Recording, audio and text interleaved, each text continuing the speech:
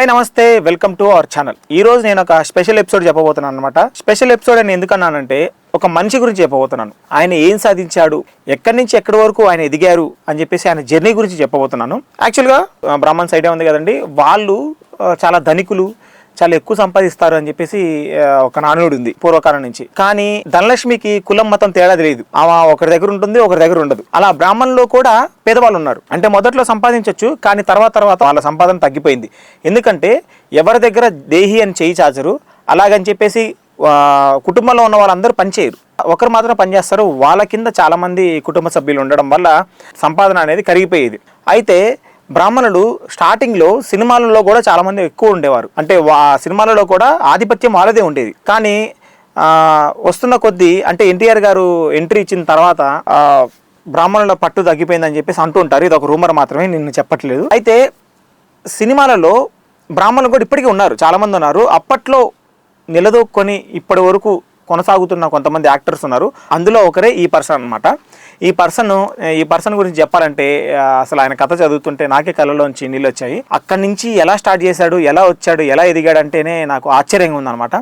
ఎందుకంటే స్టార్టింగ్లో 10 రూపాయలకి జాబ్ చేశాడు, 20 రూపాయలకి జాబ్ చేశాడు, అలా అని చెప్పి 50 రూపాయలకి జాబ్ చేశాడు, పెట్రోల్ బంక్లో జాబ్ చేశాడు. తను చదువుకుంటూనే తను పోషించుకుంటూనే తన కళలకి మార్గం వేసుకున్నాడు అనమాట. అలాంటి గొప్ప మనిషి ఈ మనిషి.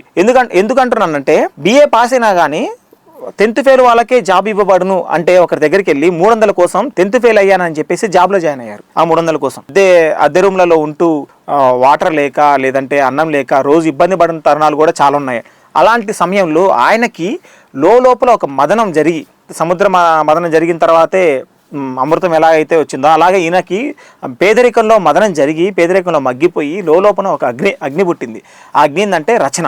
ఆ రచనతోనే ఆయన నేను రాయగలను అని ఆయన గుర్తించుకొని ఆయన ఏం చేశారంటే ఈ కళారంగంలోకి ఎంట్రీ ఇచ్చారు, నాటక రంగంలోకి ఎంట్రీ ఇచ్చారు. అప్పట్లో ఈయనకి రాళ్లపల్లి గారు పరిచయం అయ్యారు. దాని తర్వాత గురువుగారు రాళ్లపల్లి గారు పరిచయం అయిన తర్వాత చాలా నాటకాలు వేశారండి.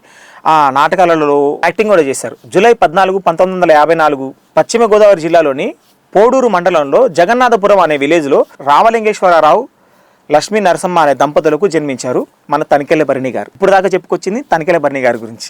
అయితే ఈయన మొదట్లో రాళ్లపల్లి గారికి పరిచయం అయిన తర్వాత చాలా కష్టాలు అప్పటి కూడా ఉండేదన్నమాట. అంటే ఎదుటి వాళ్ళు ఇప్పుడే వచ్చావు, నువ్వు నాటకీయ రంగంలోకి ఇప్పుడే వచ్చావు అని మాట్లాడటం, ఆయన్ని దూషించడము, రకరకాల పదజాలాలతో ఆయన్ని కించపరచడం చేసేవారన్నమాట. అప్పట్లో ఆయన ఈ సిరా పెన్నుతో రాసేవాడు. అంటే రచనలు సిరా పెన్నుతో చేసేవారు. చాలాసార్లు చాలా రాత్రులు ఆయన రాస్తూ ఏడుస్తున్నప్పుడు కన్నీళ్లు పేపర్ మీద పడి అక్షరాలు తొలగిపోయాయి అనమాట, అక్షరాలు చెడిపోయాయి. అందుకని ఆయన సిరా పెన్నుతో రాయటం మానేసి బాల్ పెన్నుతో రాసేవాడిని అని చెప్పుకొచ్చారు ఒక ఇంటర్వ్యూలో. అలాంటి కష్టాలు పడ్డారు ఆయన. ఇండస్ట్రీలోకి వచ్చిన తర్వాత కూడా చాలా కష్టాలు పడ్డారు. యాక్చువల్గా రాళ్లపల్లి గారి దగ్గర ఉన్నప్పుడే నటనలో ఆయన కొన్ని మెలకువలు నేర్చుకున్నారు. ఆయనతో పాటు జర్నీ చేశారు. జర్నీ చేసిన తర్వాత నటనలో కొన్ని మెలకువలు నేర్చుకున్నారు. అగ్గిపుల్ల ఆత్మహత్య అని చెప్పేసి ఒక రచన రాశారు, అది చాలా ఫేమస్. దాని తర్వాత అద్దె కొంప అని చెప్పేసి ఒక రచన రాశారు, అది చాలా ఫేమస్. కొత్త కళలని ఒక రచన రాశారు, అది చాలా ఫేమస్. అయితే రాళ్లపల్లి గారి రచనలో ముగింపు లేని కథ అనే నాటకంలో ఆయన 70 ఏళ్ళ వృద్ధుడిగా యాక్టింగ్ చేశారు అనమాట. యాక్టింగ్లో మెలకులు నేర్చుకున్నారు. దాని తర్వాత శివ సినిమాతో ఇండస్ట్రీలోకి, అంటే శివ సినిమాతో మంచి క్యారెక్టర్ పడింది, అంటే రికగ్నైజ్, అంటే మంచి విలన్ క్యారెక్టర్ పడింది అనమాట. దానికి శివ సినిమాకి రైటర్ కూడా అయిన వన్ ఆఫ్ ది రైటరు మంచి శివ సినిమాలో మంచి క్యారెక్టర్ పడింది. దాని తర్వాత 60 సినిమాలకు సైన్ చేశారు. శివ సినిమా తర్వాత 60 సినిమాలకు సైన్ చేసి అంత పేరు వచ్చిందనమాట.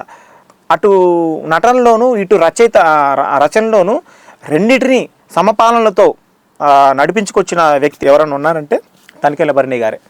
ఆయనది మిథునం మీరు ఎప్పుడైనా చూసారా? మిథునం సినిమా మీరు చూస్తుంటే అసలు ఆయనలో ఇంత గొప్ప దర్శకుడు ఉన్నాడా అని చెప్పేసి, ఇంత గొప్ప రచయిత ఉన్నాడా అని చెప్పేసి మీకు ఆశ్చర్యం కలుగుతుంది. ఎందుకంటే మీరు ఒక విలన్ గానో, ఒక కమెడియన్ గానో, లేదంటే ఒక క్యారెక్టర్ ఆర్టిస్ట్ గానో చూసిన తనికెళ్ళ భరణి గారు ఒక మంచి రచయిత, శివుడి పాటలు గొప్పగా రాయగలడు, అలాగే దర్శకత్వం కూడా మంచిగా చేయగలడు అని మిథునం చూసిన తర్వాతే అర్థమవుతుంది మీకు. మిథునం సినిమా చూసిన తర్వాత ఇద్దరు క్యారెక్టర్లు అండి. అంటే ఇలాంటి సినిమా చేయగలమా, మనం చేయగలమా, ఇలాంటి సినిమా, ఇలాంటి 2 క్యారెక్టర్లతో సినిమా సాధ్యమవుతుందా అనుకున్న తరుణంలో ఇద్దరు క్యారెక్టర్లను పెట్టుకొని తెర మీదకి తీసుకొచ్చి అద్భుతాన్ని సృష్టించిన వ్యక్తి ఎవరైనా ఉన్నారంటే అది తనికెళ్ళ భరణి గారే. సినిమా చూడకపోతే ఒకసారి చూడండి. మిథునం సినిమా చాలా బాగుంటుంది. బాలు గారు, లక్ష్మి గారు ఇద్దరు జీవించేశారనమాట ఆ సినిమాలో. వాళ్ళిద్దరి మధ్య బాండింగ్ కానివ్వండి, లేదంటే ఆ సీన్స్ కానివ్వండి, వాళ్ళిద్దరి మధ్య చమత్కారపు మాటలు కానివ్వండి, ఇవన్నీ చాలా అంటే చాలా బాగుంటాయి, లవ్లీగా ఉంటాయి అన్నమాట. అంటే ఒక ఏజ్ అయిపోయిన వ్యక్తుల మధ్య లవ్ ఎలా ఉంటుంది, ఆ లవ్ని ఎలా డిస్క్రైబ్ చేస్తారు మీరు అని చెప్పేసి అని ఎవరైనా అడిగితే నేను మిథునం చూడండి అని చెప్తాను. అలా ఉంటుంది వాళ్ళ లవ్. ఒక ఏజ్ అయిపోయిన తర్వాత వాళ్ళు ఏం చేస్తారు, వాళ్ళకి టైంపాస్ ఏంటి అనేది దీనిలో చూపించారనమాట. చాలా పద్ధతిగా, చాలా కూల్గా అలా వెళ్తుంటుంది సినిమా. చూస్తున్న కొద్దీ చాలా ఇంట్రెస్టింగ్ ఉంటుంది. క్లైమాక్స్కి వచ్చేసరికి ఏడుపు వచ్చేస్తుంది అనమాట. కళ్ళల్లో నీళ్లు పెట్టుకునే వారంటూ ఎవరు ఉండరు. అంత బాగుంటుంది బిజినెస్ సినిమా. చూడండి, క్లైమాక్స్ చాలా బాగుంటుంది. ఒకసారి చూడకపోతే చూడండి. ఇందులో కొడుకుల గురించి, కూతుల గురించి కూడా ప్రస్తావన వస్తుంది, ఒకసారి చూడండి. అయితే తనికెళ్ళ భరణి గారు దాని తర్వాత ఎన్నో సినిమాలు రచించారు, ఎన్నో సినిమాలు చేశారు. కొన్ని సినిమాలు చాలా మంచిగా ఆడాయి. చెట్టు కింద ప్లీడరు, లేడీస్ టైలరు, అన్వేషణ, శ్రీ కనక మహాలక్ష్మి డాన్సింగ్ ట్రూపు, ఇవన్నీ ఈ సినిమాలలో నేరుగా రైటర్గా పనిచేశారు. చాలా అంటే చాలా అద్భుతాలు సృష్టించారనమాట. ఈయనకు ఇద్దరు పిల్లలు, ఒకరు కొడుకు, ఒకరు కూతురు అనమాట. కొడుకు పేరు మహాతేజ, కూతురు పేరు సౌందర్యలహరి, భార్య పేరు భవాని. ఈయన గురించి ఇంకా చెప్పాలంటే ఈయన శివుడి పాటలు చాలా అద్భుతంగా రాస్తారనమాట. తనికెళ్ళ భరణి గారు శివుడి పాటలు చాలా అద్భుతంగా రాస్తారు. ఇంకొకటి తెలంగాణ యాసలో ఈయనంత బాగా ఎవరు రాయలేరు. అంత బాగా తెలంగాణ యాసని ఒక అవపోషణ పట్టిన మహాకవిగా ఆయన యాసను అలా అచ్చుకుదుతాడు అనమాట. తెలంగాణ యాసని చాలా బాగుంటుంది. ఆయన తెలంగాణ యాసలో రాసిన సినిమాల గురించి కూడా చెప్తాను చూడండి. మొండి మొగుడు పెంకి పెళ్ళం అనే సినిమాకి హీరోయిన్కి పూర్తి తెలంగాణ యాసలో రచించాడు అనమాట. అంత అప్పట్లో తెలంగాణ యాస రాయటం అంటే మామూలు విషయం కాదు. ఇప్పుడంటే అన్ని తెలంగాణ సినిమాలు వచ్చేసాయి. తెలంగాణ సినిమా, ఆంధ్ర సినిమా అని చెప్పేసి ఇప్పుడు సపరేట్ మాట్లాడుకుంటున్నాం. కానీ అంతకుముందు సినిమా అంటే ఒకటే ఉండేది, అందులో యాసలు ఉండేవి అనమాట. అలా తెలంగాణ యాస రాయటం చాలా కష్టం. ఎందుకంటే నార్మల్గా ఆంధ్ర స్లాంగ్ని రాయటం అనేది చాలా ఈజీ. ఎందుకంటే అందరూ ఎక్కువ మాట్లాడే వాళ్ళు.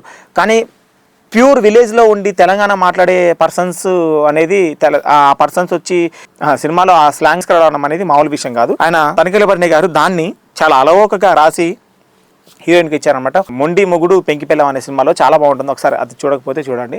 ఇలా తనికెళ్ళ భరణి గారి గురించి ఎంత చెప్పినా తక్కువ. ఎందుకంటే ఆయన ఒక యాక్టర్గా, విలక్షణ నటుడిగా, ఒక రైటర్గా, ఒక డైరెక్టర్గా, అలాగే ఒక లిరికిస్ట్గా ప్రతి దాంట్లో మనకు సుపరిచితమే.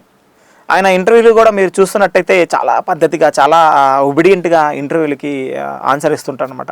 ఆయన ఒక సందర్భంలో శివ సినిమా గురించి చర్చించుకుంటూ, అంటే ఇంటర్వ్యూలో చెప్తూ, శివ సినిమాలో రామ్ గోపాల్ వర్మ గారికి అలాగే నాగార్జున గారికి తప్ప ఎవరికి హిట్ అవుతుందని నమ్మకం లేదంట శివ సినిమా.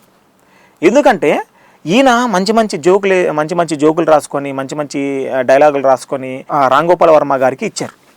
ఇచ్చిన తర్వాత ఇందులో ఈ సినిమాలో ఇన్ని జోకులు ఉన్నాయేంటి అంటే, కాలేజీ బ్యాక్డ్రాప్ కదండి, బాగోదు ఆ జోకులు లేకపోతే బాగోదు, అందుకనే ఇన్ని జోకులు రాశానంటే ఈ జోకులను తీసేసాను, అసలు ఒక్క జోక్ కూడా ఉండద్దు అని చెప్పేసి రామ్ గోపాల్ వర్మ గారు అన్నారంట. తనికెళ్ళ భరణి గారు ఏమనుకున్నారంటే, అరే ఏంది నేను ఇంత మంచిగా రాస్తే జోకులు వద్దన్నారు, సినిమా ఫ్లాప్ అయిద్దేమో అని చెప్పేసి ఆయన నమ్మారు. అలాగే సెట్లో ఉన్న వాళ్ళందరూ నమ్మింది ఇద్దరు, ఒకరు రామ్ గోపాల్ వర్మ, ఇంకొకరు నాగార్జున గారు. అయితే సినిమా హిట్ అయిన తర్వాత 1 year వరకు మొత్తం శివరాత్రి అని చెప్పారు. 1 year వరకు. దాని తర్వాత ఆయన ఒక 20-30 పైగా సినిమాలు రచించడం జరిగింది. కానీ ఒక్క సినిమా కూడా శివ సినిమాలాగా ఆడలేదు. ఎందుకంటే అక్కడ రామ్ గోపాల్ వర్మ గారు లేరు, అలాగే నాగార్జున గారు లేరు అని చెప్పేసి సమాధానం చెప్పారు. అంత బాగా చమత్కారంగా మాట్లాడతారు. అలాగే విధంగా ట్రూత్ని నిర్భయంగా చెప్తారనమాట. భయం లేకుండా స్ట్రైట్గా చెప్పేసే పర్సన్ అనమాట. ఆయన్ని చూస్తుంటే, ఆయన ఆహార్యం చూస్తుంటే మనకు చేతులు ఎత్తి దండం పెట్టాలనిపిస్తుంటుంది. ఈ మధ్య క్యారెక్టర్ ఆర్టిస్ట్ గాను అలాగే కమిడియన్ గాను మనకు కనిపిస్తుంటారు. ప్రతి సినిమాల్లో తనికెళ్ళ భరణి గారు ఉంటే అరే ఒక మంచి క్యారెక్టర్ పడుతుంది, ఒక మంచి ఇది వస్తుందని చెప్పేసి జనాల్లో కూడా నమ్మకం తెచ్చిన విలక్షణ నటుడు ఎవరన్నా ఉన్నారంటే అది తనికెళ్ళ భరణి గారు.